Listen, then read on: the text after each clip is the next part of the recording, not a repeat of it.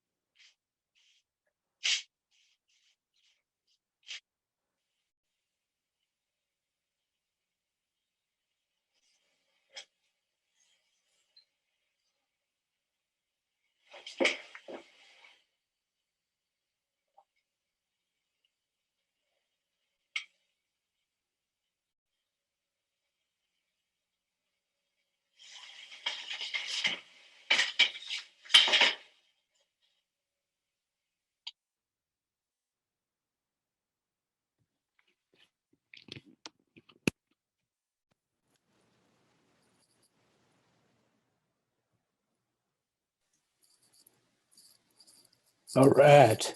That was really cool, Jarrod.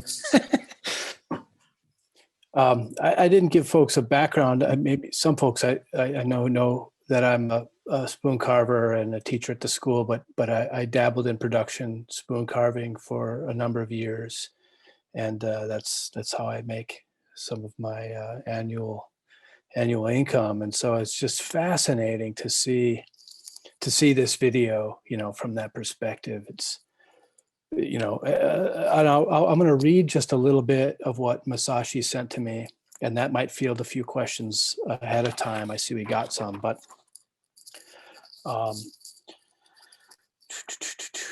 so this village, Outou Village, was famous for ladle production since at least the 19th century. And when the production was at its peak, all the houses in the village engaged in ladle carving and supplied Osaka, Kyoto, and Nara. People in the area used to eat rice porridge as a staple food, so the ladle was an essential item in their daily life. Chestnut was the main material for ladle carving. That's what he was using. So it splits nice, and it's fairly soft, but also strong and decay and water resistant. And the ladles, those types of ladles are used all over Japan and made all over Japan as well. But other species, they use magnolia, horse chestnut, which is not really the same as this chestnut he was using, and a type of cherry. And as I mentioned, Atarashi was born in 1927. So when this was filmed, he was 79 years old. And it looks like he was still working. There was a pile of finished spoons there. And until the 1970s, the ladle carvers in the village would build a small hut in the forest, and they would travel around working with the material that they could gather. So they would move from place to place, or in that mountainous region. That type of craftsperson's called a kijishi. It's like a traveling craftsperson. So there were turners who did that, basket makers, and other craftspeople. But it says here that they used to go back home 4 times a year only. And it said when he was young, there were 60 families making spoons. And let's see here. He settled in the 1970s. Maybe the market kind of changed, but it was said that that carvers could produce 100 ladles a day. These probably young men at the time, which is impressive. And even if that's a sort of a fishing story, it's still impressive if it was 70 or even 50. I'm sure that was quite a bit. And they'd work from 5 a.m. till 10 p.m. So just all the time. And these are poor, sort of rural craftspeople. And it's said that it's such hard work that they died while resting on the chopping block. So he died in 2012, and I guess his grandson succeeded his business, but maybe stopped shortly thereafter. So as far as Masashi, my friend knows, who's writing me this, he said nobody in that village is making ladles anymore. And so it's a dying era, And you've talked before, Jarrod, a bit about the economy of craft in Japan being so wildly different than here in the US, that often handmade woodenware is not reflective of the amount of work that goes into it price wise. Yeah, yeah. I mean, it's and that's with rural places all over the world, really, But in Japan, in particular, they held off from the West until fairly recent, really. It was like the late 1800s, and so you'll still see this sort of rural, sort of the equivalent of what it was like in medieval Europe. Like these sort of guild systems and rural craftspeople just eking out a living. And the living is basically just lifestyle, food, shelter, clothing. I mean, no one's making money and saving up to buy a car. You know what I mean? That's it maybe slightly distorted, but it's just a different era, looking into this sort of past in a way. That's sort of why I like kind of Japan in general, is because you can kind of see into everybody's past, in that way. But the mountains and the ruralness of that country is still a major part of how things happen there. And it's heavily, heavily forested. Most people don't realize that, but it's really, really forested. A couple things that I want to point out, and then we'll go into questions. He was working in batch production, so he was working at a few at a time. So he's working different steps, 3 spoons at a time, and it was edited up a little bit, but that was one thing that becomes more efficient if you're doing all the hollowing on all the bowls all at the same time, all the handles at the end all at the same time. So you're not having to bounce back and forth between tools and your process, and that's the only way you can kind of, increase the margins, so to speak. And then one of the technical things, just he was amazingly accurate with his machete in particular. Even if he hadn't carved many spoons in recent, up until the filming, still really impressive. And for those who carve and stuff, when he was trimming the rim, he cut in on one side and let a little curl go. And then he used that as a pivot point to pivot the rest of the knife on the other side of the spoon rim. And he left a little shaving as a pivot point and then went back. Those are a gold mine of like skill, and cool stuff to think about if you carve spoons or carve lots of spoons. That's the stuff that you kind of start to pick out. Jarrod, were you going to share some of your photos? Yeah. I just kind of want to just quick kind of go through a few of these just to see if there's anything really popping out, and there isn't. So, all right, I will share my screen again. Good reminder, I was just distracted by watching that thing. All right, screen share.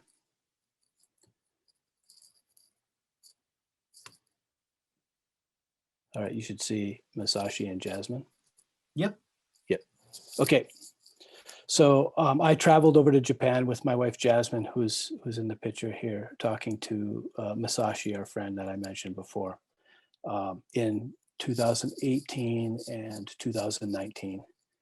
We were all set to go October 2020, but we all know that it wasn't possible.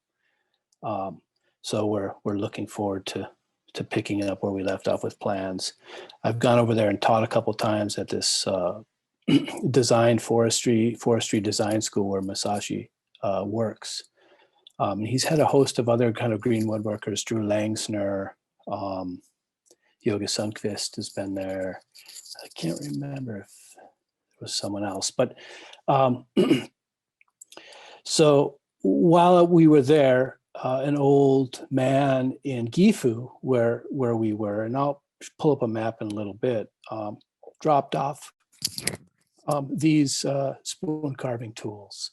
So you can see they're a little different than the two-handed ones that the old man in the video was using, but different regions have different styles or slightly different styles. So can you see my cursor on the machete? Yeah, we can see it. Yep. So yeah, so they used a machete. You know, axes were for felling trees. I haven't really heard too many people like carving with axes. They use these machetes mostly. Nowadays they're using axes, and Masashi has actually developed a kind of a green woodworking axe with some smiths. You can see this ladle, different regional style, but still that kind of ladle. From what I understand, it's called the shakshi. And then you have these hooks, but they would have used these hooks the same way. They would have sat, put the ladle underneath your foot, braced the bowl with your other foot or heel, and then use those kind of two-handed to scoop. And they were out of use. It was from an old man who had retired. So they're a little rusty. This sheath for the machete is cherry bark, and it's joined with this. This is really, I'm really intrigued by this. I've worked with cherry bark a little bit, but this I think was like the birch bark canisters that you see in Sweden, and I've made them, and Fred teaches up at North House. There's sort of this interlocking joint, but I think this is more like a zipper. There are half tabs for those who know. And here's a picture of some traditional spoons that Masashi has in his collection. The one on the far right here is made by this younger man named Kyosuke, who I met, and I'll show pictures of in a little bit, and then other traditional ladles. And then the far left one is made by Ainu, the indigenous people of Hokkaido, the northern island. You can kind of see some detail there. Facets and strong facets and little facets. Side view. So not a lot of crank, just straight ladles.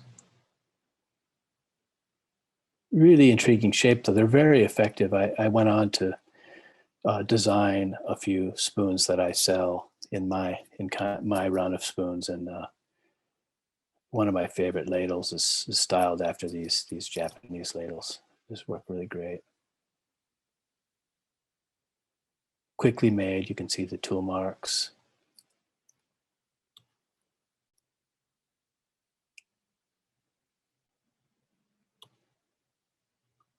And you can see the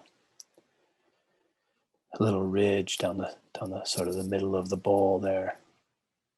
Kind of maybe an aesthetic feature. So in 2019, when I went, I went to a place called Takayama, which is in the mountains in Gifu, and I was studying wood turning there, and also urushi lacquer, and teaching green woodworking. But in my little tour there, this man Kyosuke, I forget his last name.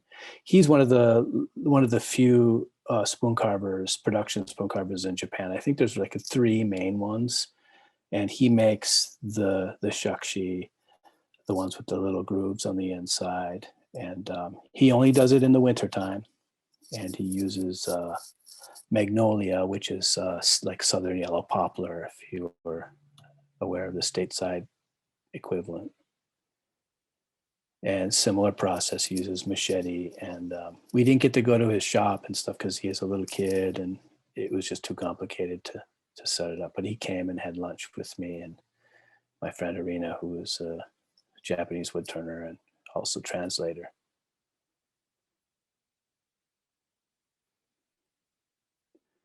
And we went to a bunch of different museums in our travels, so I'm just going to show a few pictures of some of the spoons we saw.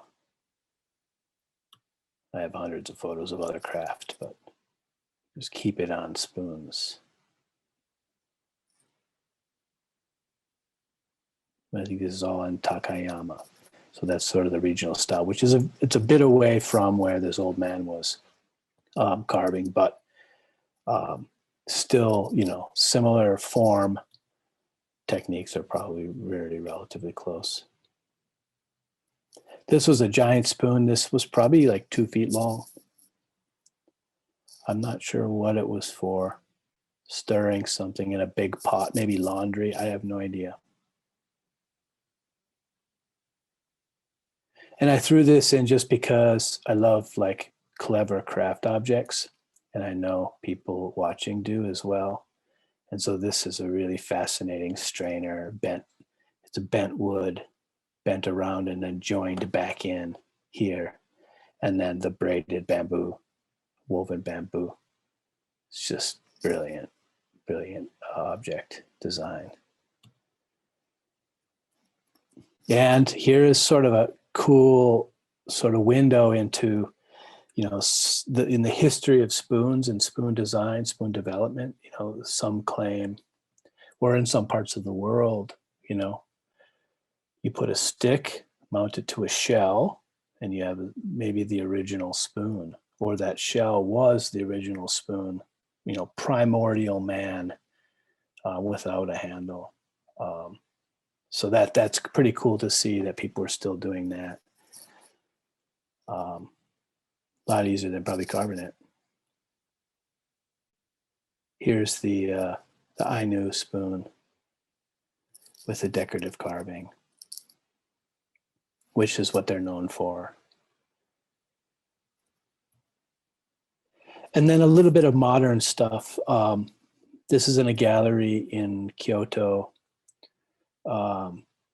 Craft in Japan is curated in galleries like art here, but the exception is everybody's doing a fair amount of batch production, and you can just pick up that ladle, that spoon there, and buy it and take it home. And they have a box of them in the back because the maker, designer, craftsperson made 40 of them, and then they just put a new one out. So it's a really fascinating way of, promoting craft, in sort of an artistic style, gallery setting, but still craft is something you want to buy and take home right then and there. And so that's how they roll there. It's fascinating. These galleries are all over Japan, and they work hand in hand with craftspeople. A lot of people don't sell on their own websites. They go through the galleries. And there's a really good relationship, from what I understand, between the craftsperson and the gallery owner.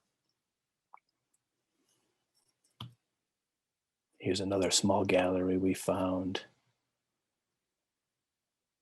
For those who've been there or not, like sometimes there's these small little alleyways, and you wouldn't think that there's anything down there, maybe residential, but there's a little gallery down this little narrow alleyway. And this woman, this old woman was walking by and she knocked on the door and told her that we were outside waiting in the rain, and she let us in. She was actually closed. But here's some lacquerware, woodenware. All this is made out of wood, covered in urushi lacquer. And again, you can see spoons. That's that.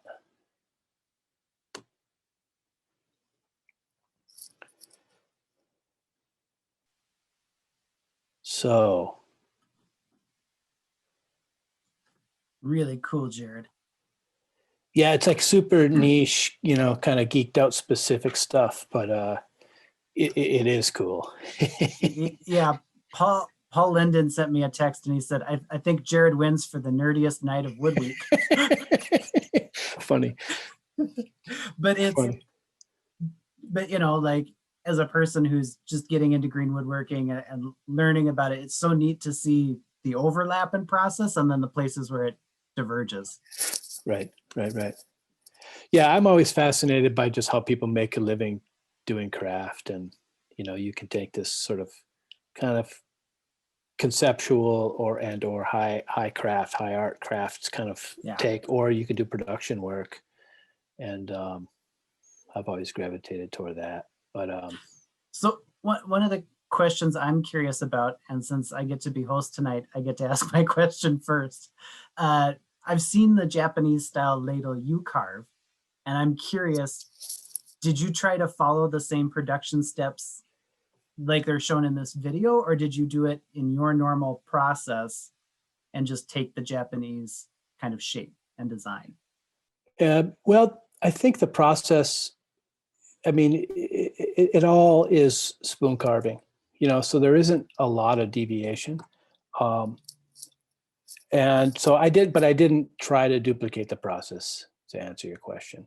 I have my process built into what I do here in the shop. So mainly design. I don't actually have that here, but I do have just spilled the liquid.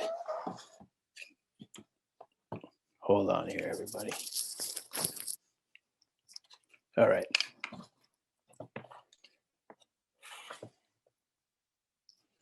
So I have, a couple of Kyosuke's spoons.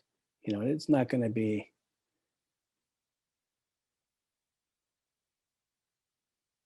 I think you can see a lot of the detail.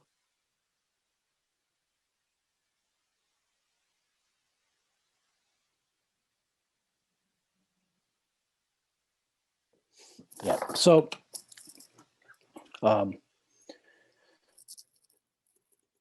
yeah, and I don't actually have one of mine here, but it's cool stuff. And then kind of my follow-up question is when you were watching that video for the first time, what jumped out at you? What things were you kind of excited about or curious about why they were doing it in a certain way? I'm just wondering, what parts stood out? Well, I think it was just watching him work as technique wise, like these little subtle things, like one of them I already mentioned. He was splitting a lot. It's chestnut, which cleaves very easily. So he was exploiting the characteristics of the wood to be efficient carver. So he would, and that weight of that machete benefited that splitting. So he would just turn his wrist a little bit and the weight would pop and lever and split, like when he was working the handle. That's the stuff that I glean from these documentaries or these little things that you find on YouTube, and that was mainly it. And then like looking at his hands, like how rough his hands are. He was wearing a Band-Aid, I'm like, oh, I wonder what happened. It happens, but that's kind of, I watched the technique, the skill. And then have you tried making any of those style of tools? Like the ads had a really extreme angle and shape to it. Yeah, bowl hollowing turf. Right. I haven't with the ads. I mean, that's a complicated thing to make. And I think that ads is quite heavy. If you were to watch it again, there's a lot of weight to that. And ads are also very challenging to work, to use. And so just watching him work with that ads was like, all right, he's done that thousands of times. The hollowing tools were very intriguing, and the single-handled ones I showed a picture of in my presentation, that's similar to the Welsh and the Swedish spoon carving traditions. They have these large hooks with large handles, and we know them as tukercams. It's a Welsh term, but it really just means big knife or big curved knife. And the Swedes had their own name for theirs as well. It's just a spoon carving tool, a lot of leverage. So his worked that way, and that was pretty cool. I have made a similar one that has a U-shaped blade that you roll your wrists, but born from more of a Swedish style kind of farmer-made tool called the skaver. But I'm thinking about making, after watching it again just tonight, I'm like, you know what? I'm going to make one of those two-handed scoops. How do you think that, and I think it's also kind of an interesting thought too about how work holding informs what tools you would want or would make. Like some of those things really would only work that well, in my mind, in that position. Yeah, right. That's totally true. So yeah, which one came first, right? Like, Right. You'd destroy a spoon meal pretty quick with that adze. Yeah. Well, you'd sit at the chopping block with that, like he did. Right. But the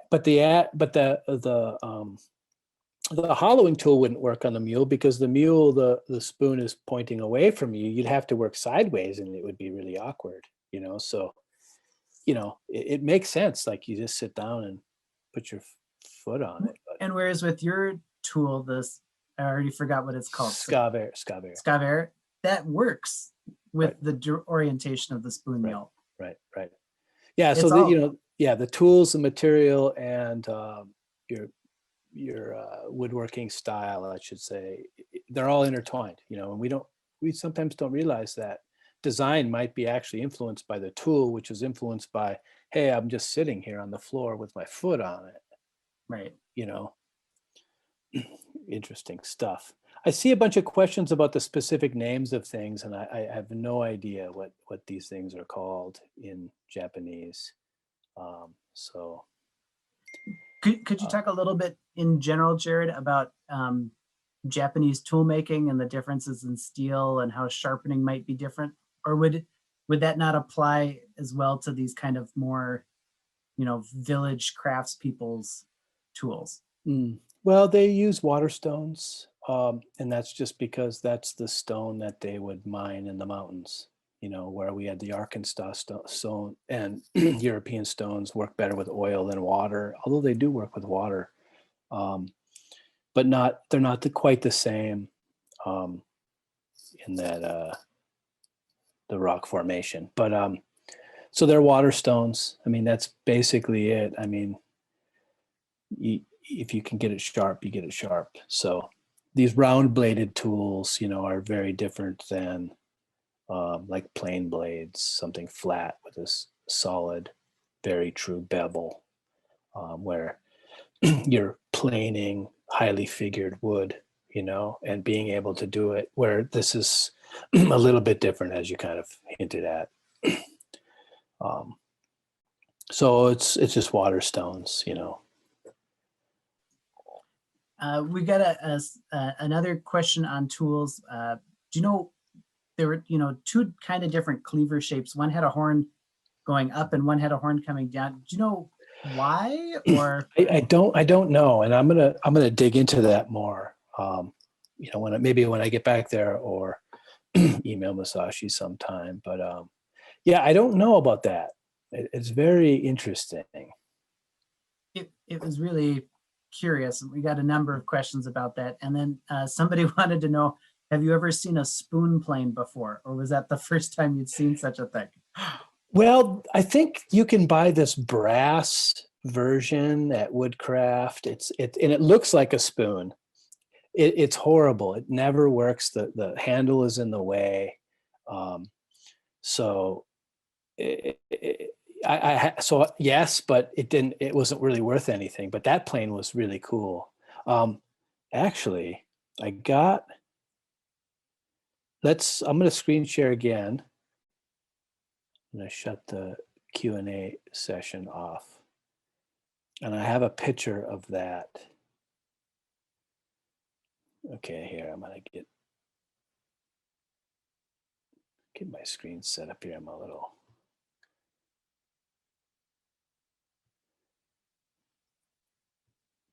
slow to do this. All right, so this is the dissertation of the guy who filmed, the guy who works at the design school.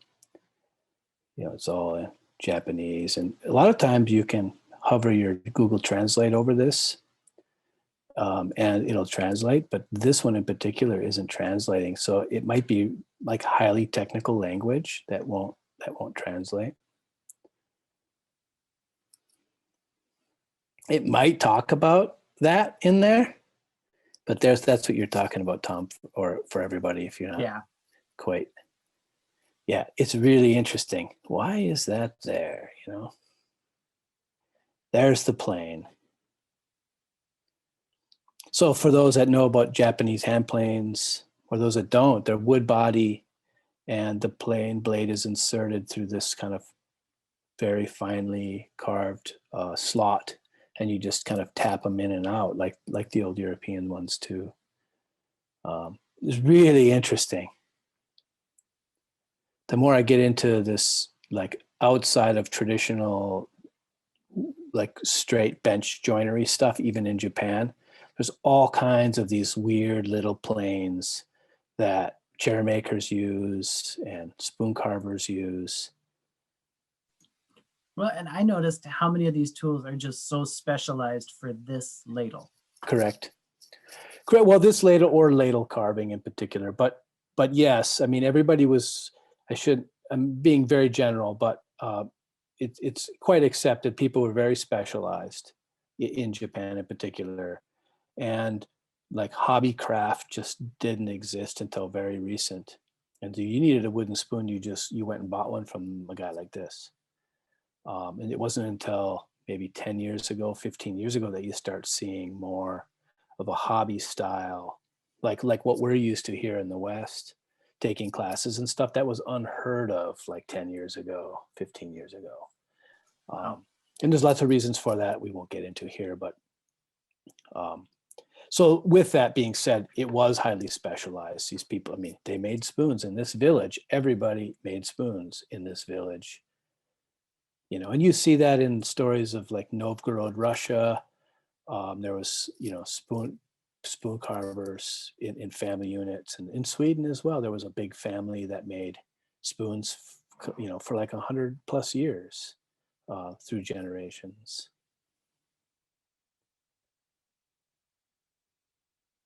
Yeah, Chuck asked what the name of it is, but you'd have to translate that, Chuck. And there's kanji and hiragana, which are two different ways of writing, and there's no way of translating that quickly for me anyway. It's also fun to see the draw knife and the similarities and think, well, sometimes a tool is designed so perfectly that multiple cultures are going to come up with the exact same thing. Yeah, I think the draw knife is one of those things. And maybe back to Buchanan's talk, I didn't listen, but there's a map too. So I'll just zoom out for those that back to the geeky stuff. So Tokyo, this is the main island of Japan. So I spent a lot of time in Gifu here, Ishikawa, Turning region. Kyoto is here, Osaka, and then that mountainous village here. So they were selling spoons to the big city, you know. And then one person asked, would this have been passed down within a family or within a village, or what was the educational process for ladle carvers in these villages like? Well, I'm just going to speculate, kind of a deductive reasoning from what I know. It would have just been, this is what my dad does. And when you're old enough to hold a tool or old enough to come in and sweep and help, I mean, that's what you did. So you learned, you know, through that sort of traditional apprenticeship where you're just born into it as a young adult or child, and you just pick up all that stuff. There's an interest with Japan. It's quite interesting because the apprenticeship, and maybe not in family members, but it probably was, but the learning responsibility of learning is entirely on the student, not on the master at all. And that's where that kind of steal the lesson comes from. If you've read into Japanese kind of apprenticeship systems, you're supposed to steal the lesson, steal the technique. Really means you have to watch and basically figure out how to do it, because they're not going to tell you. And that's really fascinating if you get into the deeper psychology of learning, not hobby style learning and doing it for self-fulfillment and all that kind of stuff. This is like professional style stuff. There's an interesting psychology that goes along with that is cultivated. But So I would imagine it was just, through experience, just like, I'm going to go help dad up, and that's the way it was. And again, there wasn't a lot of options. I mean, this is like, you made spoons because this village made Right. spoons, and what else are you going to do? It Right. wasn't an entrepreneurial thing going on, And looking at the volume of spoons they were carving, and you said, even if it's 50 or 100 spoons a day, what were those selling for in Japan while you were there? Is that craft is still pretty cheap there. I can't remember off the top of my head, and some of it, depending on the gallery and who is making it, and if it's lacquered, then it's going to fetch a higher price. But even like a lacquered bowl with like 15 layers of lacquer is still like $70. It still seems pretty cheap to me. Some of these spoons and stuff are, $30 or less. So, and this guy was probably selling his for even less than that. In the wood turning world that I know more about, my friend makes, production turning. It's all it is, and they make these like wooden saucers. It's kind of a common thing in Japan. I don't know if it's everywhere in Asia, but there's a little wooden saucer. It gets lacquered. She gets $2 a piece for it. So she has to make how many in a day? I mean, and again, they're not needing to make, $70,000 a year because it's rural and there's right? But still $2 a piece. So you have to be fast. Yeah.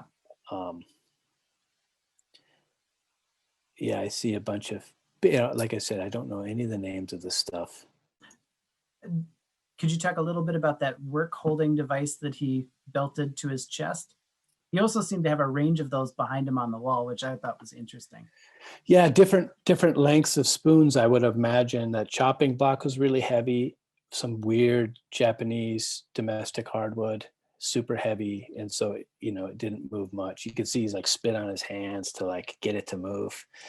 And then I imagine the different lengths for different length spoons, because he probably made a range, ladles and maybe Sure. smaller spoons too. But yeah, you just lean in and pinch yourself against that block. The Coopers in Japan do the same thing. They have the same kind of block that they lash to their chest, and then they use a draw knife. So it's just something. I guess the shave horse, your Western shave horse, had the same thing. There was a plate that you would hang on your neck, and there's a little notch in the very front of the shave horse. Not all of them have these anymore, but the old ones did. And then you could pinch the piece you were working with on that ledge and against that block on your chest. So the Europeans did it as well.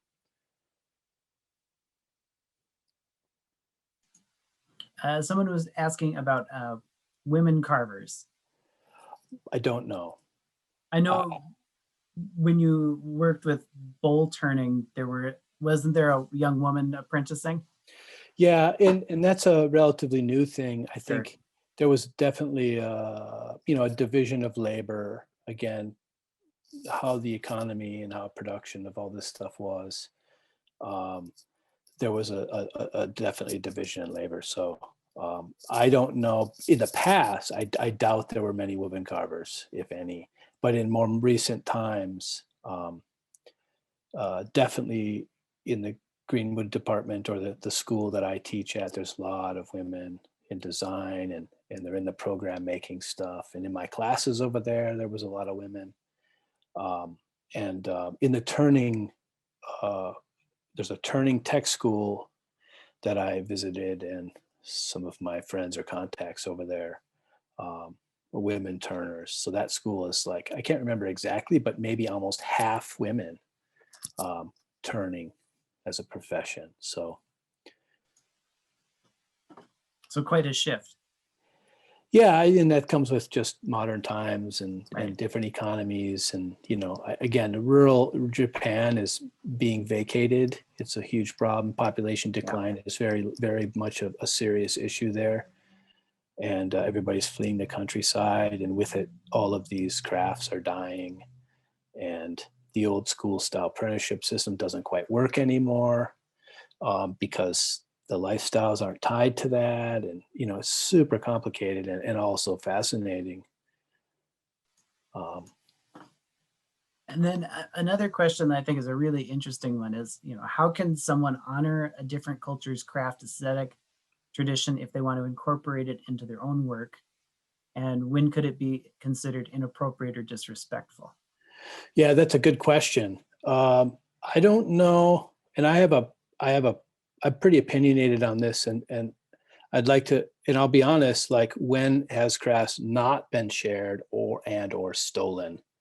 Meaning stolen not in a negative sense, but in the sense of, like, where we see something and then we adopt it. I mean, there's examples of that for millennia all over humankind. We learn and we adopt techniques and styles from other people without getting into specifics. There's cultures of people with a style that was actually, like, adopted from someone else. You see that in Sweden, even the Asian influence, and the Asian influence over, the the Silk Road kind of thing, and even Native American cultures, different between themselves. And, so all that being said, it's definitely pays to be respectful, and again, how do you do that is a big question, because where's the line, if I were to make this, for me, I wouldn't feel comfortable making this exact spoon and trying to make this exact spoon. So I would look at it and say, oh, I'm inspired by this, and I like those facets. I mean, there's Swedes who do that too. So, you come up with a new design, but add elements of that, and it's an inspired by, the Asian ladle, or if it's really Asian ladle, it's a Japanese ladle. Who knows what Chinese ladles look like? I don't. But wooden objects in particular, there's a universality to this stuff too. So, it's tricky, but I don't get too caught up on it, because I don't try to copy things just straight up, and then, so there's no problem. Is I can't say this is a Japanese ladle. It's not. I'm not Japanese, and I'm not making Japanese ladle. I can't. I'm not Japanese, inspired by. And you see that arts and crafts movement, architecture. I'm reading this great book on tansu, which is a style of cabinetry from Japan and Asia. And in the introduction, he's talking about how we've been influenced by Japanese design, since they opened up in the 1800s with William Morris, and arts and crafts movement was all heavily influenced on Japanese design. So it's already there in a way, Yeah, and I think it's really hard to try and come up with like a hard, fast rule for when it's okay. It feels easier to be like, well, that's not okay. But it's harder to know, like, the levels of respect that have been shown. Like, you've traveled to Japan and they have shown you a lot of these things themselves, and they've Right. not said like, no, Jarrod, this isn't for you. And so even like it feels a little bit different. Like, if I was to do it without any connection to the culture or the traditions over there, it feels even one step different. But I don't know. Yeah, I mean, it's all good to reflect on. Again, like, who's not looking at some cool picture on Instagram or in a magazine 50 years ago and saying, hey, that's cool, especially like in the fashion world. You see a lot of that design world, so yeah, where is the culture? Where when are physical objects, this is something really interesting to ponder, when are physical objects that aren't religious objects, when are they cultural objects? Like the birch bark canoe, I've made 10 of them. It's really literally the pickup truck of the day. And but now it is embodied more of a cultural connotation, context, and I understand that. So, where is that line there? I'm just building a, the pickup truck of the day. Anybody can do that. You don't need permission. You need to be respectful, but again, and then we have Romex canoes. Like canoes are North American, like hands down. Canoe is a North American watercraft. So, the canoe you just bought, Tom, is that appropriated? Like, no, it's a design, Blue jeans, well, it's like a German guy designed those. Like, I'm not German, not to get weird about it, but it gets nebulous. No, I think it's one of those things that's a really interesting kind of like thought thing. Yeah. But at the same time, if you're trying to learn carving and you're not selling it and you're approaching it with respect, and it's for personal use. Mm-hmm. Yeah, I mean, and even if you're selling it, I mean, as long as you're not saying this is a Japanese spoon, I mean, it's just inspired by, and yeah, it's a never-ending one, and we won't all agree on that one either. No, and I think that's part of the joy of North House is that we don't have to agree on everything, and we don't have to come to any conclusion. Like, this is the spirit of the red building late at night. Yeah, exactly. I have this hapati. It's like a Japanese work coat, denim. It's classic Asian. It folds. And like sometimes people look at me a little bit like, are you crossing the line on that? And so it's like, well, those people who sold it to me were like super stoked. They have a picture of all of these people from all over the world on their wall who bought these work coats. Like they want people to wear these because they're super comfortable and they're awesome. They're not thinking like, oh, this is, so again, interesting. Yeah. And I don't know that everyone wants to listen to us go back and forth. Yeah. I know. Forever. I'm trying to end it, but. Could you talk a little bit about green woodworking culture in Japan and how it's growing, and how Masashi is moving it forward now, and talk a little bit about what he's doing? Yeah, the school where Masashi works, Gifu Forest Academy of Culture and Science, I believe is what it's called. And it's tied with forestry in the mountainous regions, heavily forested, and there's been a deficit of logging. They haven't managed their forests very well because lumber is cheaper to import because of the mountainous terrain. It's quite costly and dangerous to log in these steep mountain regions. And after World War II, they planted a bunch of conifer and they haven't harvested it. And so the college is really revolving around, training design and architecture students to utilize the local materials in new ways. And so they have these big competitions every year where, like, how do you engage in kids with something wooden, and they have these like different toys that different students make, and they work with the communities and the forestry departments, or the foresters and the loggers, the companies there, and that's what their main thing is about. It's probably mostly heavily architecture, but through all that, Masashi is exposed to European style woodworking as well. He did some time on a cabinet shop or furniture shop in Scotland, and connected to I think maybe the founding members of the Japan Green Woodworking Association. And with that, as we know, it's sort of a DIY kind of thing. Over there, DIY is really big. They have magazines on it and stuff. And that's coming in the wake of that specialized craft scene that I mentioned earlier. So now people want to do it themselves or take some classes. And so the green woodworking scene is coming into its maturity through all of that cultural change, economic change, population change.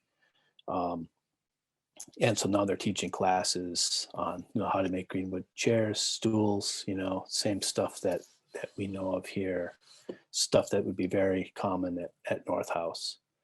And they have classes on the side at the school, and their students do it as well.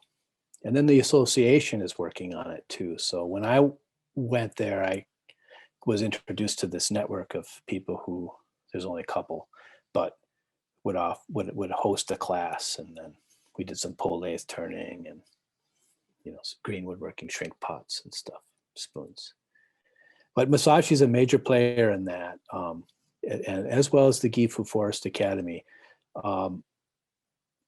When you get a job, even at a corporation or a college, it's almost a tenured position, unless you do something really bad. And you're expected, where he's expected to develop new designs and develop new projects. And he's like documenting all of the blacksmiths of Japan and all their apprentices. And it's being sort of subsidized by the college and the county, the prefecture. So it's all wrapped up in that school and how they view this stuff as a cultural heritage and things like that. It answers your question, I think. Yeah, and I think if people are curious, I want to be respectful of time, and so I know Jarrod and I could go on for quite a while, but I think one thing that's really good to note is if you visit Jarrod's website, he wrote a lot about his travels in Japan, and you can see a lot of the photos and different kinds of products that they were making over there. And so I'll make sure to drop a link into the chat for that. And then Jarrod, did you have any closing thoughts? No, I'm just kind of looking through the last of the questions here, and it looks like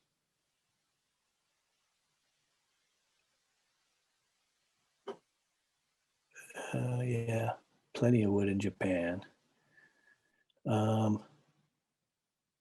Story stick. I use story sticks and templates. I won't go into the process. And yeah, looks like we got them. I just want to. There's only a couple left, so I might as well just touch on them. Yeah, I don't know. I hope there's still 77 people lingering around listening to us ramble on. But I hope everybody enjoyed it. Like Paul said, it's like super geeked out stuff, but you got to have that too. I'm so excited about the direction North House is taking, where not that we haven't done this in the past, but being a little bit more intentional about reflecting on craft traditions in other cultures and then how they inform the craft traditions we're pursuing. And I think that's a really exciting area to look into. And I'm grateful for the work you've done in bringing that along, especially with helping to tell the story of wood culture in Japan. And, having Masashi and Shinichi come to Wood Week a couple of years ago, it was fantastic. So thank you everyone for joining us tonight. We hope you'll be with us tomorrow at noon for Daniel Lundberg and talking about shrink pots and his experience he's Swedish, right? Yep. Yeah, I'm really excited for that one as well. And just thank you everyone for joining and for being part of North House. Thanks, Jarrod. Yeah, thanks everybody. Have a good night.